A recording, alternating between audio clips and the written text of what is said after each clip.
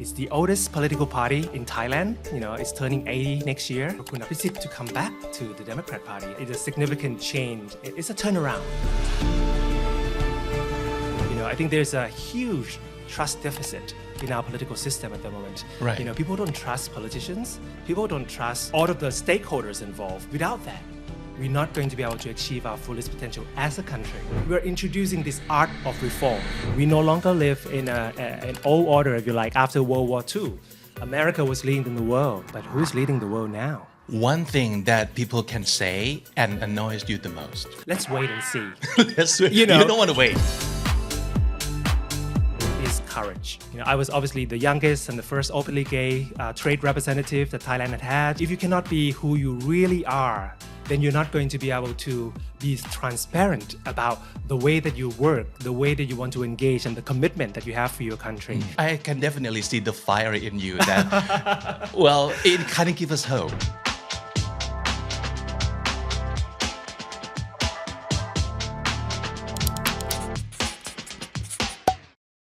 บางคนต้องรอถึง1 ปีกว่าจะได้มาที่นี่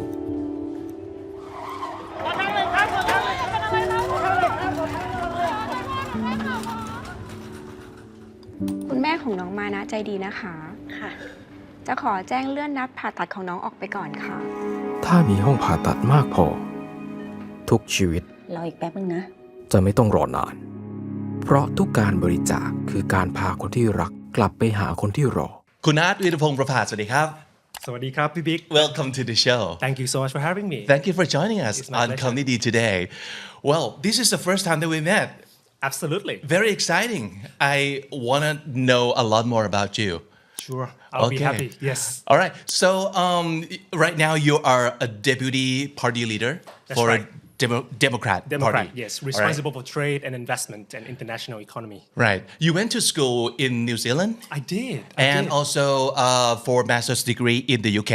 That's right. That's right. And the first time that you started working was abroad all the time. Yes. And this is the first time that you get to work in the Thai context with Thai people, right? That's absolutely correct. Yes.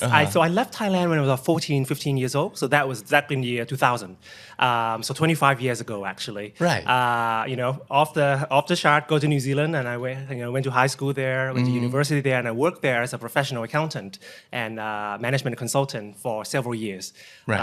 And that was, I think I spent 12 years in New Zealand, which is a long time actually to be spending in one country. And you worked in the private sectors. I did. At first. And then the first time that you get to work with the government is to be a trade representative. That's correct. Yes. So I was appointed a trade representative for Thailand in November of 2024. Actually, it was the day that Donald Trump got elected. That's how I remember it. So coincidence. But then I moved back to Thailand after about 24, 25 years living abroad. Yeah. And the rest is history. Big adjustment for you?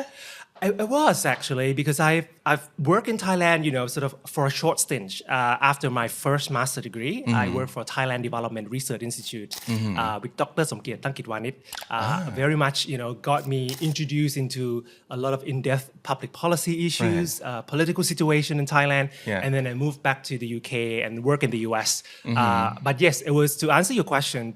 It was a very interesting time to be back. I think what's happening globally as well, and for me to be representing Thailand on trade during a trade war, it was absolutely fascinating as well as challenging time for Thailand. Right. Because we were negotiating with the US, yes. and I was responsible with European free trade agreement, which is basically we want to say to the EU, let's trade better and trade more. Yeah. So big task, very challenging. Very challenging. And I bet moving back to Thailand and get to work in the Thai society could be a big challenge for you as well. Well, I'm still a Thai at heart, but perhaps my management skills or my communication skills have got influence from my education and my international experience. But I think one thing that really stay with me no matter what is having this empathy, being able to listen to other people and work with people from different generations. I think that's always who I am and how I work. So that hasn't been a shock per se. And your Thainess is still intact. Yeah, my Thainess is still intact. Yeah. I'm a Hat Yai boy, so and it's very much intact. But I think the fact that I was very privileged and lucky to be able to have the overseas education and work internationally, and that's basically my motivation. Thailand is home, and you've got to come back and see what you can do bits by bits. It's not perfect, but it's home. Yeah. And now that you like full on working in politics now. Yes. So enjoying yourself so far? Well, absolutely. I am excited, but I think in a grounded way. I think joining, being a trade representative and being a full-time politician is quite a different thing. I've joined the Democrat Party in October of this year. Last year. And so it's been several months in the pipeline. And I think one thing is that we are reinventing the Democrat Party in a way. It's the oldest political party in Thailand. It's turning 80 next year. Right. And so for us to come in, for Kun Apisit to come back to the Democrat Party and bringing new blood, if you like. Right. It's a significant change. It's a turnaround. In one interview, I gave a symbolic example as Harry Potter, if you're familiar with the film, there is a phoenix bird, right? Yes. It dies and it rises from the ashes. Right. So that's our motto is like, the Democrats should be an alternative, a credible alternative for the Thai voters who care about policies, who care about professionalism, and who care about principled politics. I see. Yeah. And now that the election is just around the corner, how excited are you? I am absolutely excited. I think the 3 months that we have, come back and work at the Democrat Party have really energized our traditional fan clubs, if you like. The people who said, they've always voted Democrats from their grandparents, from their parents, and now the current generation. But obviously, we have a big challenge, a big task of, getting that trust back from the voters. The people who really trusted the politicians, the principal politicians of the Democrats, and now they're looking for something different and the credible, alternative, as I mentioned. Right. So we work a lot on, getting our MPs, in different area. We work on our policies. We work on internal management, and that's just like an organizational turnaround. Sure. Yeah. And one thing people are looking forward for sure is the change because the world has changed a lot and keep changing, and it will be changing. Like it's the ongoing process now. So we cannot think the same, we cannot do the same. So people kind of count on what kind of new things that you can bring to the table. Well, you are absolutely right. We are no longer living in the same world, especially after the 2nd of April when President Donald Trump announced a tariff across the world. I think the world has become a lot more unpredictable, a lot more challenging, and also a lot more transactional. So for Thailand to have this stronger position in the world, I think we've got to change and rethink our international trade, our foreign policy, our economic policy. Right. Where is Thailand going to be situating in the new world order, if you like? So to answer your question, what are we bringing that is different as a Democrat Party now? I think number one is principled politics. Politics that do not involve money politics, politics that address corruption and increase transparency for how our political system works. When I was a trade representative, I negotiated with our counterparts, with the European Union. One thing that people agree is that Thailand have got all the great stuff, all the strength that we have, but somehow our political system has not allowed us to achieve our fullest potential. So I think it goes down to this political system that people can trust. I think there's a huge trust deficit in our political system at the moment. Right. People don't trust politicians. People don't trust, sometimes, all of the stakeholders involved. So how do we build back this trust, the public trust in the political system again? Because without that, we're not going to be able to achieve our fullest potential as a country. Right. As well. So that's one DNA that I think is different. Number two, I think the political will and the professionalism has to also be combined in terms of our, if you are going to be governing the country, you can't have the political class and you have the professional class, if you like. These two have to be integrated and synergized and merge. Because, when I negotiated with the free trade agreement, for example, you can have the civil servants, the technicians, preparing all the things, but at the end, the final deal done, you got to have that political commitment and the will to do it. And I think thirdly, we're introducing this art of reform. Apologies of the name, art of reform, but step-by-step reform that allows people to be prepared and be adapt to change rather than like a big bang theory that I'm going to change all of this in one day and overnight. Right. You know that rarely change comes that way. Change is about being strategic and be able to, sort of create the space where you allow the reform and the art of reform to happen. So I think those are some of the difference, the Democrats' DNA, if you like, coming time different this time. Right. And I think change is tricky because everybody says that they want change.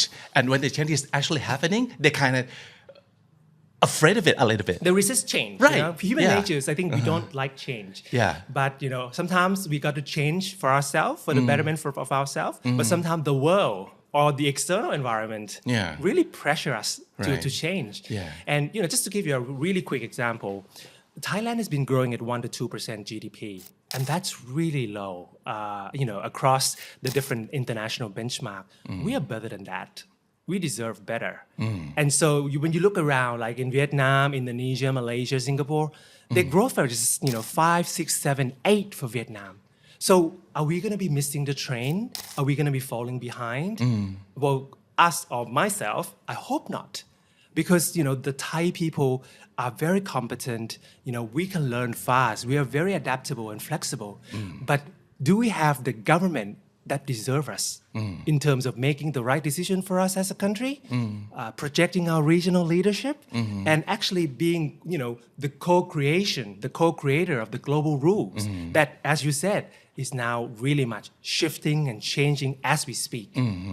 I can definitely see the fire in you that, well, it kind of gives us hope. And that's what we really need right now. Right. The hopeful take from the young blood or the new blood of the political world. Right. Especially in Thailand, we kind of need change. Like the way politics work in Thailand needs to change for the better. For the better. And I think it really goes to the mindset and creating a better system. I think corruption has been mentioned for generations.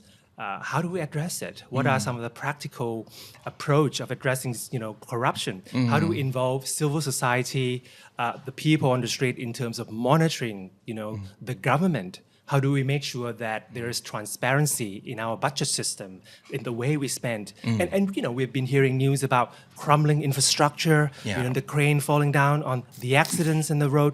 These are tragedies that can be prevented if we have the right kind of transparency, the right standards to start with, and not the kind of money politics or tun tao, if you like, that have been sort of slowly creeping like, cancer growing in the body. And with, until you know it, you're like straight tree and straightforward. You need to treat that as quickly as possible and get down to the root causes.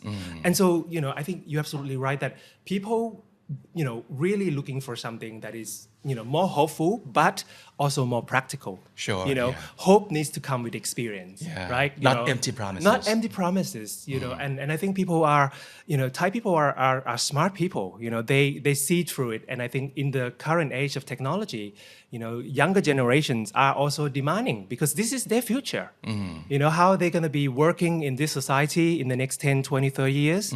How are they going to be treating PM 2.5 that is going off the chart? The right to clean air is a basic right for all of us. How do we mitigate climate change? The flooding in Hat Yai, my hometown, is a very clear example. We need to be better prepared. We need to be better coordinated as well. And that needs politics. That needs a different kind of politics. And that's, where we like to come in, having this politics of hope, ensuring that the kind of politics that people can trust. I think one thing that, the world is now currently facing is cascading crisis, right? You have climate change crisis, you have technological uncertainty, you have geopolitical war between the US and China, and also some other countries, and demographic change, in Thailand. And it affected us. Yeah, exactly. Yeah. It may be like sound very top level and high level, but these are like the zygotes, if you like, the mega trends that are affecting policymakers, business sector, the media, and of course, politicians. Yeah. Well, on our show, I don't think we talk enough about politics because, well, it seems like it's such a headache topic Right. to be even start talking about. But I'm enjoying myself so far. Okay. And I think it's the matter of talking to the right person and to the Right. fun person who can make sense. So let's get to know you more Sure. through your words. We call this segment one word or more. So, for example, can you give us one word that you say all the time? Oh, let's get it done. Let's get it done. Let's get it done. So I you're think- good at getting things done, huh? I am the man of action. Yeah. Let's get it done, okay? Okay. And it's very important It is. to get things done. Yeah, and I think it's very you don't make promise that you can't deliver, and so that's kind of how I deliberately plan my work. You know, every time I have a meeting, I'll just end with the quote, "Let's get it done, shall we?" Yeah. And what do you think is the most important factor to help you get things done? Well, I think number one, planning. You know, I think you've got to be an inclusive planning as well, because sometimes you can plan on your own, but you know, there's only one thing, one task that Art, the person, can do, or the leader or the team leader can do. But you need a team. You need people who understand what is going to be the bottom line, what is it going to take to get it done, what are some of the challenges that lie ahead. So I always include people, you know, from step one, planning. And then I think having clear timeline and execution, you know, once you know, plan yourself, I think you execute it, you be prepared and adaptive to what could be changed. So that's kind of my own, you know, management style. I like to plan things. I like to make sure that people are being included in the decision making and communicate it out and be adaptable as well. You know, sometimes I love this saying, you got to be able to get on the balcony. You know, if you're on the dance floor, you're in action. You dance around, but once you get on the balcony, You see the whole big picture. picture. You see the big picture. You see what's going on. Oh, that actor is there. That actor is, and it helps you to orchestrate things a bit better and more strategically. Yeah. What would you say is the number one quality of your most valuable team member? Number one quality is integrity. I Integrity. say integrity. Okay. You know, that's the fundamental values that you don't compromise on. You know, I think, you know, if you lack integrity, it's going to permeate all of your decision making, all your communication, the way you build trust with people, especially as politicians. You know, you need to work with the team. You know, have the highest integrity and the basic principles that you're gonna live and be aligned towards other people. Yeah. So you can trust that person like morally. You can trust, yeah. I think trust, you know, obviously is a word that people use a lot, but you got to earn the trust. You got to earn the trust because, you know, people, politicians, obviously, you know, when we go out there and หาเสียง or asking them for votes, Yeah. you know, we ask them like in a matter of like seconds and minutes, oh, please trust me and vote for me. Why should they? Why should they do that? You know, you got to be able to demonstrate why is it that the public and the voters to trust you, you know, and that's for me through, obviously you have the commitments, but the more important part is implementation and action. Yeah. One thing that you're most obsessed with these days. Oh, Tuntao. Tuntao. Tuntao. It's Right. money politics and, you know, sort of the illegal money laundering business that is Yeah. happening in our country.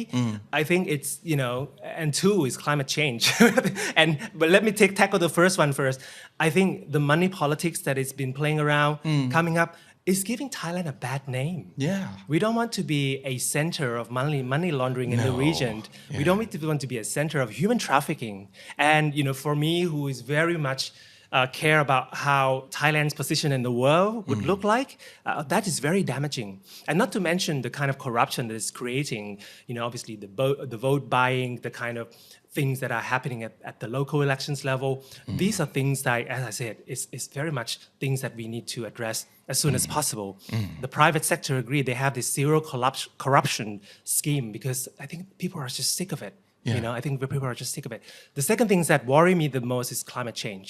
I think it's going to be the big issues that, you know, policymaker, private sector, younger people need to work together. I think, you know, we need the kind of programs that would address how we work, how we live, and our cities need to be more adaptable to the kind of big threats of the changing environment that is coming up as well.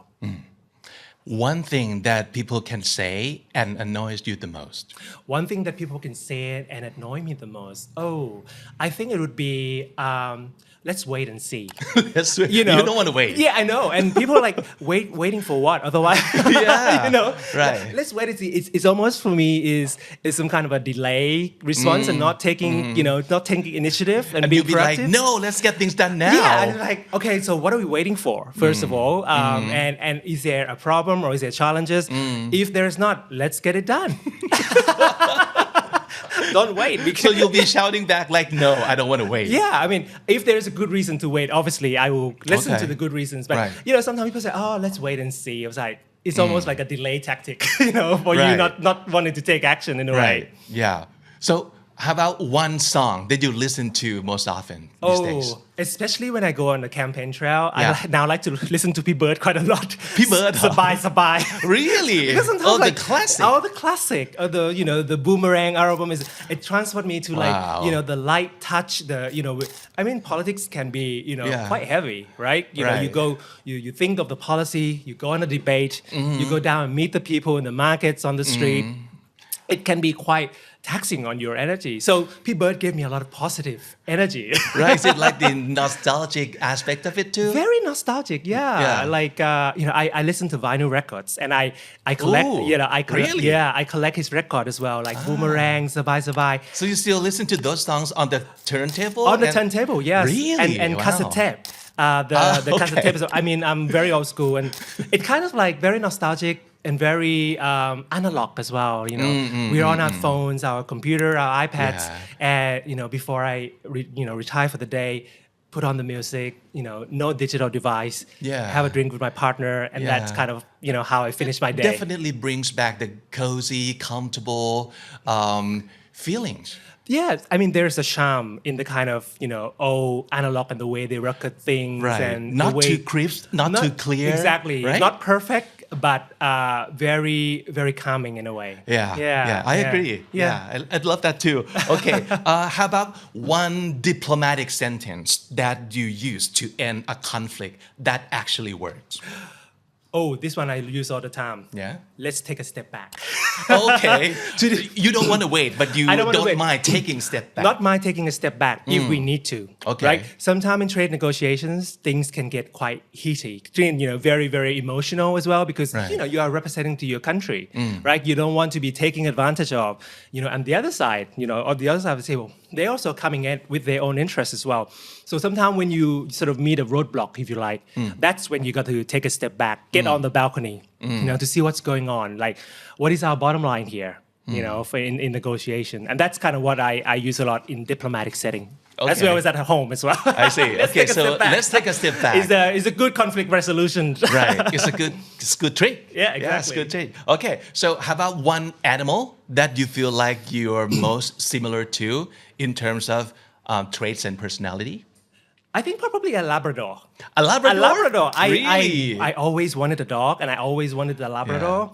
I can sense think- the energy. I think it's a very, very keen kind of Very, personality. very. And also very caring, and also very kind. Yeah. I think, and it works as a team as well. I think Super Labrador- energetic too. very energetic. I think a Labrador or probably a dolphin. I do like a dolphin as well. I think Right. they're just good nature animals, very good natured animal. Do you not have a dog? I don't have a dog. No, Okay. no. I love one day when I have time to look after it because people say dog is not a Christmas present. It's there for life. But I'm a dog person. Yeah, me too. Yeah. We're talking same language. Yeah, exactly. Okay, all right. How about one non-political person that you really look up to? I have been a reader of Thich Nhat Hanh, the Zen Buddhist monk book for a long time since I was at university. For a non-political person, I think sometimes, when things are so crazy, when things are so busy and chaotic in the world, a sense of calmness and a sense of, mindfulness and solitude, I think is a very calming read. And I think, he himself has gone through some personal suffering, as a Vietnamese monk, he had to exile overseas for many, many years. And the way that he just preached this, love and peace rather than hatred, I think it's a very, aspirational as an example. And he's not a political figure, but he's got a good political message, which is peace. Right. Right. Yeah. Well, speaking of reading, what would be another book that you would like to recommend young people to read? I mean, I'm a huge fan of any leadership books. I love reading about leadership. I think how leaders make decisions, how they endure crisis, how they become who they are. And one of the books that I love that stood out is called Teams of Rival. It's by an author called Doris Kearns Goodwin, who is an American historian. And she wrote about how Lincoln, the US president, basically put together a cabinet who used to be his rivals for the presidency of the United States. And it's his emotional intelligence as a leader that bring together, and that was the best period that the US have had in probably the history of the U.S. In terms of how they end modern slavery, they end slavery at all, they bring together and end civil war. I think it was a fascinating book, a leadership lesson. Right. Yeah. Check it out. All right. So, how about one thing that you do outside of work and politics, just for fun? We were talking about how you were a big foodie before. I was a big foodie. I always like to check out good places. Yeah. I'm a more traditionalist when it comes to food. So Chinatown, Southern food. I love all Thai food in terms of different parts of Thailand. I also collect vinyls. That's my hobby. So I go to Fortune Town or vinyl record store. But outside of work, I think exercise and have dinner, family dinner, and at the end of the day, it's all about having a drink just to unwind with my partner and just talk about our days. Oh, nice. Yeah. So what kind of exercise do you do? I do yoga and Pilates, and I do see. a bit of walking as well. Right. Yeah. Because people put a lot of importance on taking care of yourself these days, physically, besides mentally, which is very, very much needed as well. So you kind of need to have both strength in order to be very. I think if your battery is not full, if you're not having the energy level, then you're not going to be able to be any use for anybody. Especially in politics and public policy, right? You need to be clear and strategic about what are some of the big challenges and what are some of the solutions.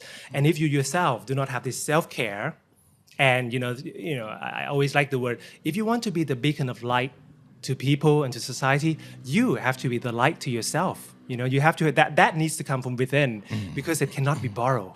Right? And so self-care is a very, very important for me. And I think for a lot of people, especially our younger generations as well. Very well said. I agree. Yeah. Okay. You and your partner are the first couple in the Thai parliament to legally marry under the marriage equality law. And so I want to know one thing about married life that kind of surprised you. Well, I think I've been very, very honored and privileged to be able to get married with my partner. We've been together for 15 years before Thailand passes the same-sex marriage law. So, we are the first ASEAN country to be able to do that. But to answer your question, one thing that surprised me more about our relationship is courage. I think the courage to be myself, the courage to be who I am fully, and in the public life as well. So, I was obviously the youngest and the first openly gay trade representative that Thailand had. My partner was also, the Deputy Minister of Commerce. He was the first openly gay minister in Thailand history. And we both were very public about it because we feel like, if you cannot be who you really are, then you're not going to be able to be transparent about the way that you work, the way that you want to engage, and the commitment that you have for your country. So that courage have always been our bonding character. I always remember the most courageous thing when you're a bit younger is, to come out with your family, to have dinner conversation, to be able to introduce him to that this is my partner. I think that's the courage at the one level. But in public life, it's also been the courage to really stand tall and to be, if you like, some leading examples for younger generations to say, it's fine. We are all equal at the end. Right. And it's not about who you love and who your sexual orientation, but you have the right to be who you are, no matter what. I guess these issues, for one, coming out as yourself is a lot easier and a lot less harsh or less damaging compared to how it used to be before. But still, for a lot of people, it's still a very big thing. And I think it's fair to say that they have the right reason to be so afraid of coming out or like revealing who they really are. So what would be the first step for those people that you can advise? Well, I think one thing, the passing of the marriage equality law has been a really significant first step, because when you change the law, you also change the mindset. So things are becoming a lot more accepting in Thailand. But I think when it comes to your personal decision, coming out is really your personal decision. The state, the family, your friends have no responsibility, no duty to actually make anybody come out. Right. So I think you've just got to be yourself and just got to be strong and do it whenever you're ready. And I think it's very much a personal choice, and you have that agency. Remember, you always have the agency to do what is right for you. So that would be my advice. Great advice. Yeah. Because a lot of people might feel the pressure Right. of doing things that people say on social media, on all the medias, that this is what you're supposed to do, or Right. this is what you must do. Right. But I really agree with what you said. You have to do it on your own time. Exactly. You be your own compass and be your own, speaker, because that's the most important thing. If you feel like that's the right thing for you to do, then that's the right thing for you to do. Right. So tell us more about Democrat Party. So it's almost 80 years. Yes. After the party was founded 80 years ago. That's right. So it must have gone through a lot of changes through times. So what does Democrat Party look like today? Well, you're absolutely right. It's an institution. It's been around for 80 years. It's been through ups and downs. But as an institution today, I think there are three things that is different about the current state of the Democrat Party. The first is that, you have people who are really passionate about principle politics, right? We talk about this trust-based leadership and the kind of trust-based politics that people can depend upon, really, and that being a credible alternative for the people who are sick and tired of the kind of dirty politics or money politics as Thailand has seen in the past. The second thing, as I mentioned to you earlier, is that I think the kind of professionalism and the kind of political will that the current members, the current politicians of the Democrat Party bringing to the table. When I was joining the Democrat Party, I've had several conversations with Kun Apisit Vechachiwa, the current leader. He was going to come back and he was forming the team. One thing that we talk about, is my expertise. Like, what am I bringing to the table, right? What is my professionalism and expertise that I'm bringing? And then we also talk about the political alignment. Are we going to be traveling in the same direction? And so those are very much a team sport, a team effort in terms of forming team, right? Principle politics, professionalism, and I think being the bridge across generations. We have a very old party, a very traditionalist party, but when it was first founded, it was a very liberal party, the Democrat Party of Thailand, but it's been through up and down, doing different things, but now younger blood, newer generations. So what I'm seeing now is a diverse pool of people. It's more like a coalition, really. You have younger MPs, from 25 years old, and you have the oldest, member who is Kun Chua Lik Pai. He's about 87 years old, twice prime minister. And so you have a melting pot. And it represents Thailand, being the bridge, being the way that, the very traditional older generation of the party may have a view, but the younger generation have a voice at the table, and that voice and that participation is really, truly high-power democracy. I think it came not by planning, but I think it came naturally. When you put people, a very diverse group, and create the condition, the trust. I think that high-energy democracy is what you're seeing, and I hope that it's the picture that comes out to the public is that we have changed, right? The Democrats is ready to taking on, big issues and big challenges for Thailand. So that would be the main DNA Yes. of the Democrat Party, like multi-generations working together and seeing the same goal. Yeah, bridge building, and also making sure that we are moving Thailand through this called art of reform, right? Being able to take things strategically, one step at a time. Because as you said, people often resist change, but sometimes change needs to be introduced. But it's about having a conversation, having very inclusive consultation with people in Thailand who are going to be affected by change. One of the changes is that if we want to miss the train on international trade and economic policy, how do we build our society to be greener, to be fairer, and to be more digital ready? I think those are the big change that is going to come to Thailand, whether we like it or not. But how do we introduce the kind of system, the governance system, the partnership that would allow those goals and those missions to be achieved? Yeah, but what would you say is the most visible and tangible change, the most recent ones that you can actually feel looking at the Democrat Party today? Well, I think one big issue is economic reform. I think a lot of people say economically, Thailand is not doing very well. So one big change that we want to introduce is, we need to achieve 5% of GDP rather than 2% of GDP over the next 4 years. And so we have designed a program, interventions through different populations and target groups to make sure that those policies are tangible, practical, and achievable. So that's one of the change, I think. Number two, anti-corruption, right? We have issues around corruption. We have many outdated laws in Thailand. We have over 100,000 laws, do you know, Pipik? A lot of them are very outdated and actually is the breeding ground for corruption because you don't know which law is going to be used for wrongful purposes. So what the Democrat will do is we'll introduce what we call Super Act. So rather than changing and getting rid of one outdated law, one piece, one legislation, we're going to say this act will populate all of these outdated, useless law, and we're just going to cut it.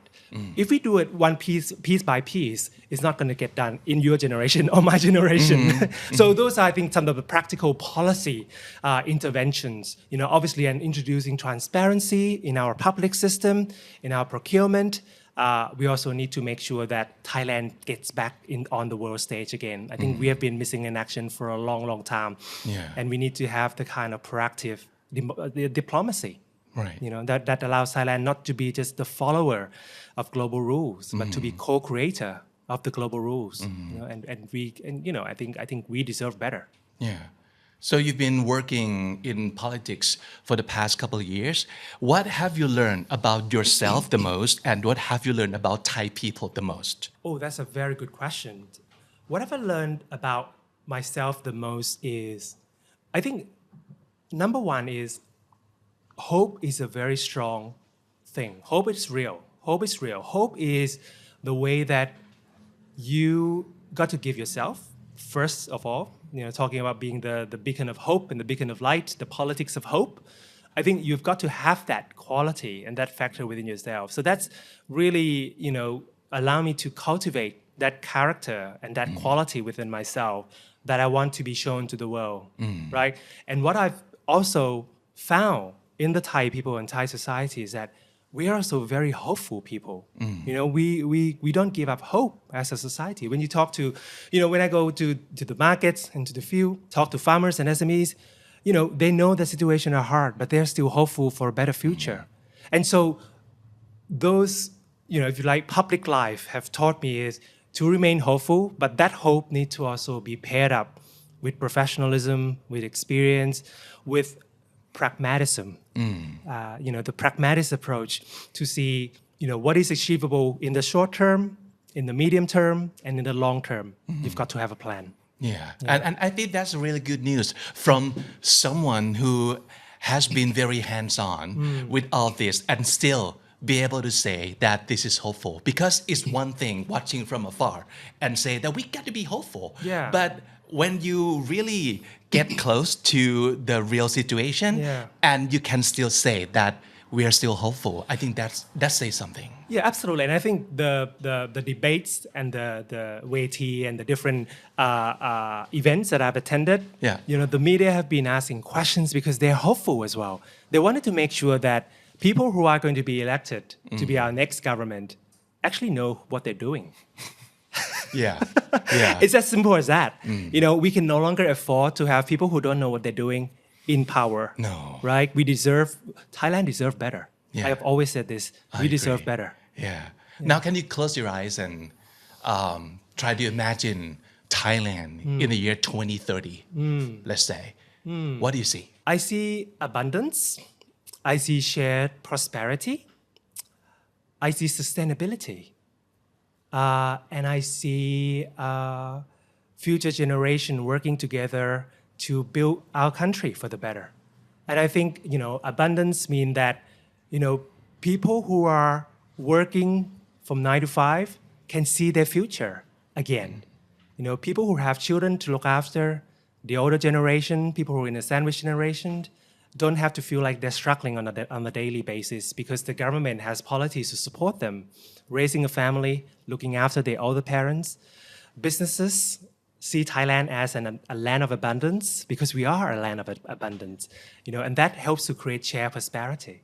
You know, we need to be the center of investment again. We need to have better infrastructure. We don't want to be hearing the news about collapsed buildings, collapsed cranes. We need to have, you know, more sustainability. I don't want to get out of my house and have to be faced with PM 2.5 every winter, every December, January. I don't want to live in a city where it's easily flooded after a rainpour. You know, I want to be warned if there's a natural disaster coming to my family and my homes. So I think having those kind of vision really helps, you know, get me out of bed. And, you know, every day I go to work in the morning in the war room. It's like, what can I do today to make that vision happen? And at the end of the day, being grateful about what you have done that day. Yeah. So that's got me going over the last, and over by the next, and this upcoming election is a very consequential election. You know, the world is at a turning point. You know, we no longer live in an old order, if you like, after World War II. America was leading the world, but who is leading the world now? It's quite scary when you think about it. And so when we enter this new world, what is Thailand's position going to be in the world? What is our position in Thailand? And so this election is very consequential, at least in my living memory. And I think the Thai people now have the power to choose. And that's just the most important thing in democracy. Yeah. Kunad, thank you so much for a fun conversation, and thank you for bringing us the hopefulness that we needed so much. Thank you so much. It's my pleasure. But before we say goodbye, of course, you're on a show called Kamnidi. I want to ask you now about your word, that your favorite word, most favorite word. Kamnidi ของคุณอาร์ตคือคำอะไรครับ My คำนี้ดีของผมนะครับคือ hope. The politics no of hope. Yeah, the politics of hope. The politics of hope. Because I think without that, we are not going to get very far as a country. Without that, I think we need to work together to achieve the kind of politics that give us all hope to live another day, another year, and make sure that Thailand step in the right direction. Yeah, and I hope you can come back on the show and talk more with us. Thank you very much. Thank you so much. Thank you.